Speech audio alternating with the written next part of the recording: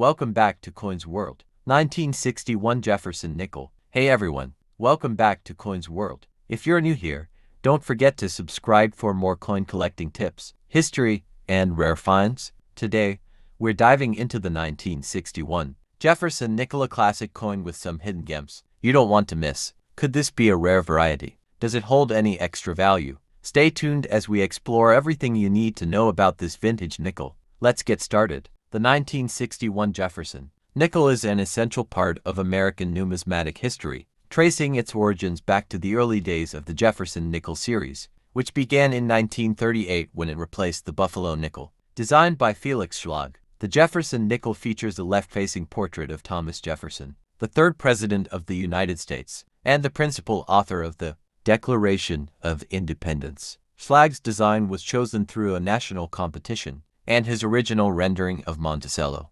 Jefferson's Virginia estate was later modified for better clarity and striking efficiency. The obverse of the 1961 Jefferson nickel, like other nickels in the series, prominently displays Jefferson's portrait, with the inscriptions "In God We Trust" to the left, "Liberty" and the date 1961 to the right. The reverse showcases Monticello, Jefferson's home, along with the inscriptions "E Pluribus Unum," Monticello, 5 cents, and United States of America. In 1961, the Jefferson nickel was struck at two U.S. mint facilities, Philadelphia No Mint Mark and Denver D Mint Mark. That year, no nickels were produced at the San Francisco Mint, as it had ceased regular coin production in 1955. The total mintage for the 1961 Jefferson nickel was substantial, with 229,342,760 coins struck in Philadelphia and 297,760 coins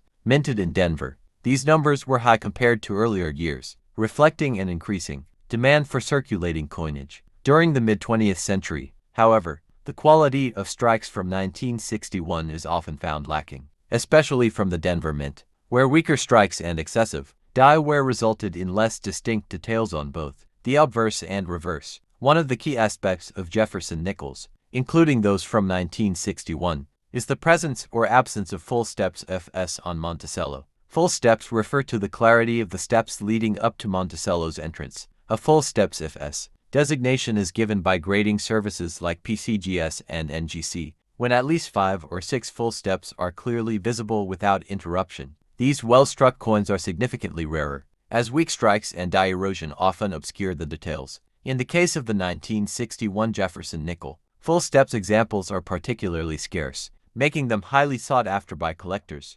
The 1961 Jefferson nickel was struck using a copper-nickel alloy consisting of 75% copper and 25% nickel, a composition that had been standard since the series' introduction in 1938. However, it is important to note that during 1942 to 1945, the composition was temporarily changed to a wartime silver alloy containing 35% silver, 56% copper, and 9% manganese, which gave those coins a distinctive large mint mark above Monticello. The 1961 Jefferson nickel retained the pre-war copper-nickel composition, ensuring its durability and resistance to corrosion. In terms of varieties and errors, the 1961 Jefferson nickel has several noteworthy examples. One of the most well-known varieties is the 1961D, D over DD, D repunch mint mark. This occurs when the Denver mint mark was struck more than once in slightly different positions, leading to a noticeable doubling effect. Another variety includes minor die clashes,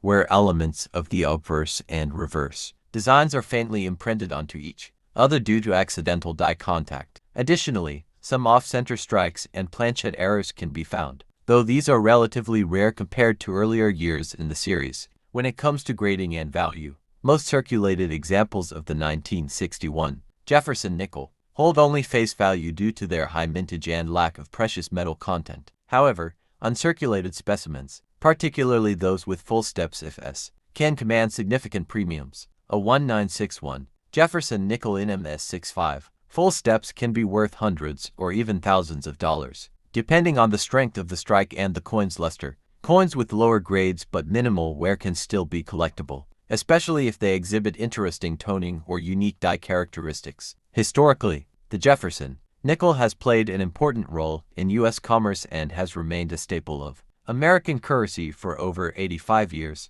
The design remained largely unchanged until 2004, when the U.S. Mint introduced the Westward Journey nickel series, commemorating the bicentennial of the Lewis and Clark expedition. This temporary design shift lasted until 2006, when a new, modernized portrait of Thomas Jefferson was introduced. Despite these changes, the original Jefferson nickel design remains one of the longest-running coin designs in U.S. history, making coins like the 1961 issue an enduring piece of numismatic heritage. For collectors, the 1961 Jefferson nickel represents a fascinating period in American coinage history. While not as rare as some earlier dates, its scarcity in high grades, particularly with full steps, makes it an appealing challenge for those seeking well-struck examples. Whether you're a beginner collector looking to complete a date set, or an advanced numismatist searching for high-grade specimens, the 1961 Jefferson nickel offers a unique glimpse into the mid-20th century minting process and the evolving standards of U.S. coin production.